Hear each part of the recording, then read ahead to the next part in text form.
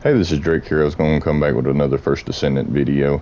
I was going to go over a little farming guide video that I've come across here, and I wish that I would have known it a lot earlier because honestly, it's made farming pretty easy. And you can see I've farmed out Ultimate Bunny. Go in here, and I have to excuse anybody if I show their name on here. And I currently have Ultimate Valby brewing up, cooking up, however you want to say it, I guess, and also help my daughter who plays with me sometimes farm Ultimate Ajax too. So we've been doing quite a bit of farming here lately. As you can see, I got all of Valby's stuff making, and I got her code too, and I got Ultimate Valby and Ultimate Bunny with only having to farm about 2 hours. Now, I mean, I did acquire some of the other pieces along the way, just farming other things. But I'd say if I had to give one tip, it would be do not target farm for energy activators or crystallization catalyst blueprints, because you will kind of get them along the way. Like, I haven't had to target farm either one of those, and I think I've got 4 energy activators, and I don't even know, I've maxed out 2 characters. I've got a crystallization catalyst going at the moment, and I still got 5 more in inventory. So I mean, they come pretty easy. But the main tip that I figured out, and I didn't know this for a long time, is you like go to your axis, and I wish they would change the screen. It's kind of aggravating to navigate. All right, what I would say is farm for a descendant, and the reason I say that is you will get the others along the way. Find a descendant. I mean, if you need to farm for them, that's fine. If you need to build a character so you can farm, that's fine. But the way that they do it is evens will always be tied to crystallization catalyst. Odds will always be tied to energy activators. So as you're farming for the rare part, you will inevitably get one of these to drop. I mean, it never fails. Every time I'm farming for a descendant I get the other rare drop. It's like the game knows what you want and gives you the other one of them. But the thing that makes this easier, I found, and I don't know, I guess it's just drop rates for everyone. Say like you're wanting Ultimate Bunny. You want her Spiral Catalyst. Here, alright. Now you've got common on this one. I wouldn't recommend common. I mean, if you have a bunch of them, check your inventory. If you have a bunch of them, go bust them all open. You'll probably get something good. You might not get this, but I mean, you'll get something good. But what I found is these. If there's a void fusion reactor on your list, now this is where it gets a little aggravating. Like, it shows you the amorphous. It shows you where to get it. Here, it was 123, so you'll have to stealth this outpost. Now, a Sharon is almost invaluable. Like, I would build a Sharon as early as possible because you can stealth these outposts.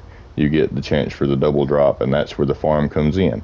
If you're wanting the 123, as you're beating the mission, you're going to get the 122. And each one gives crystallization, one gives energy activators. As you're farming for this descendant, you will get all the stuff you need to upgrade this descendant just as you make your rounds. But I found that these void fusion reactors seem to have, and like you can show, this is 122 and 23, it'll be tied to this one. All right, now I found that, you know, if you're just farming for energy activators and crystallization catalyst blueprints, these are great. Find a void fusion reactor that shows 2 enemies. Like if it says rebooted Garmoth here or whatever that is, all right, he's probably a harder boss enemy. But if it shows 2 enemy names, it'll just be 2 bosses with single life bars. They're super easy to clear. You can kill any character, not even leveled up, on hard mode. And the only thing it requires is you to go out and farm the shards required to open it, which honestly, if you've been playing the game, if you've been leveling up, you see I've got a bunch of them just laying in my inventory. But yeah, these seem to drop the rare materials far better than the boss fights do, and all in all, really, it's quicker to run, because, you know, you can run this thing like every, say, 2 minutes, so it takes you a minute and a minute on cooldown. And if you're lucky, you'll get 2 in 2 minutes, and then you can go bust them 2 open, and then you can come back. And now if your drop rates are working good for you, then, I mean, you could possibly open, you know, 30 an hour if you're just super super lucky. But yeah, I mean, I was just gonna make a quick video because I've had some friends farming for stuff and asking me questions and stuff like that. And you know, like I said, it's kind of confusing the way the system's set up. So you want to go to this, click on acquisition info. Now I tend to stay away from, now some materials only come from boss fights. I think her coat only comes from boss. Actually, it comes from Abyssal too. Most all of them. Now there is a few that will only come from a boss fight, but a very few that I've noticed. Most all of them comes from a void reactor. And what you want to do is click on this. It'll show you the amorphous 82. Now this is where I wish they would change it. I wish it would click this and it was actually show me the drop rates, because a lot of times the outposts actually have better drop rates on the part you want than the boss fights do. But you actually have to find it, remember that it's 82, find where it comes from, which is here. And this is actually a good farm because this gives you the macro gel stuff that you need for crystallization catalyst too. So you're basically triple farming if you run this one. And then this boss is a bit of a pain in the butt, but they did nerf them recently. So I mean, this is where I got my ultimate bunny code from, right here on like third try. So I mean, that was super lucky on my part. But yeah, and usually like this one drops that, and of course you'll have to stealth it, I believe. No, I believe it was 82 on this one. But anyway, like I said, sharing is invaluable on these. Stealth it, and I'll show my sharing build in a minute. It's super easy. You don't have to do nothing. She's super easy to make. Everyone should have one. And then you just go over here, and if you need inorganic and organic, they're pretty good about putting the ones that drop these, like inorganic and organic, right close to the reactor. So just go up here and run this until you get enough, 2 or 3 runs, and then you can go open it, and that's your farm. Farm these till you get them to drop, farm this till you get enough, open it, rinse and repeat until you get what you want. And I will say, if you're stealthing, you probably need to be in private mode. Usually I have to be in private mode unless you just have a group that knows what you're doing, because if someone gets spotted, then yeah, it screws it all up. But like I said, I've literally got, when I used all, you know, I've completely built bunny. Everything is catalyzed. I've still got 4 crystallizations in my inventory, 1 making, 4 more blueprints, and I've used a bunch on her, a bunch on Lepic. I completely built my thunder cage. I've also got, I believe, 2 energy activators in inventory that I haven't used yet, and I have not target farmed not once for either one. What I do is run for Descendants, and as I'm farming Descendants, I'll get that. And every now and again too, because I run the intercept missions to level up my characters, it's good to go back here, and like I usually run the one in Sterile Land, so I get a lot of drops for Stunning Beauty. Alright, 9, you'll get 11 and 12. I actually got the ultimate Valby cells from this one here, but you'll have the 11 and the 12.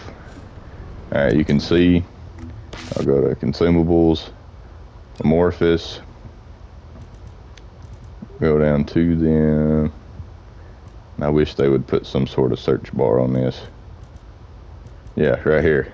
I've honestly got 52 11s and 40 12s. I've got 92 of these just from leveling up my characters, and I've already broke down over probably 60 or 70 of these. Just from leveling up my characters, I've got well over nearly 200 of these amorphous materials just from leveling up my characters running that mission. I mean, so like I said, you don't need to, in my opinion, unless you just have to. It is a waste of time to farm for just energy activators or crystallization catalyst. Farm for a Descendant, farm for a weapon, farm for something else you want, and you will inevitably get the drops you want. And like I said, any chance you get on any Descendant, any weapon that you're running, if you want, like Ultimate Ajax, which I help my daughter farm, if there is a choice for Abyssal Void Fusion Reactor, run it. Run each one of them once until you get it. Go open it, see how the mini boss is, see how the place where you the outpost is where you acquire it from. See how it feels, if it's easy to run. Some of them have 4 reactors, some of them have 5 you have to shut down, some of them you have 3 to have to shut down. Some of the mini bosses are a pain, some of you can kill in 5 seconds. You know, find the one that suits your need best, that works the quickest, and that's going to be your most optimum route to farming a Descendant. And that's been my guide. I mean, after 300 hours in a game, I just figured this out recently. Like, if I'd have been doing this earlier, I could have been so much further in the game.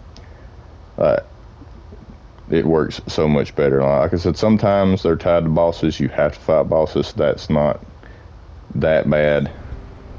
You know what I mean? But if you can at all do it, go for the Void Fusion reactors. Go for the outpost. Make you a Sharon, because it only takes about an hour or 2 to farm her out and make her. And, oh yeah, I was going to show it. And it will make your farming experience so much better in this game. I've seen so many people talking about quitting, but honestly, I've farmed 2 Ultimate Descendants without even trying, and helped my daughter farm a 3rd. And I haven't put probably 20 hours into farming all 3 of them, just using this strategy. You will be amazed at how much quicker your farming can't see me. goes just by using this method. And Sharon is super easy. This is just base. She's got no crystallization catalyst, no energy activators. All you want is throw some HP and defense on there so you can clear the outpost with her, and then you just want duration. You want as much skill extension and maximize duration as you can get, just so you have enough time to stealth all of the things in the outpost before you run out of time. Now with these 2, you're getting right at 67% more duration, and if you want to, you can swap this defense out for what is the other one, Spear and Shield, for another 8.8% duration on it. And what I like to do is I'll just throw a reactor on that's got, I got one here somewhere, that's got a gold roll of maximize, or just something with some more skill duration. It ain't got to match her or anything. Got one here somewhere. Of course, it's going to be the last one to look at. Yeah, there it is. Let's see, you get something like this. It's any reactor, as long as it's got skill duration up on it for her, and that works, because you're just going to kill everything with your gun anyway. Just throw this on. That way you've got like 70-80% more duration on her abilities. It's easy to stealth, get those drops, and just go bust them open, and you'll have more stuff than you know what to do with. But that's it. Maybe I didn't miss anything. Like I said, I just figured I'd make this quick video, because for me, once I figured out this strategy, my farming has increased tenfold. But that's it for the video. If you like it, give it a thumbs up. If you want to see more, drop a sub. And as always, thanks for watching.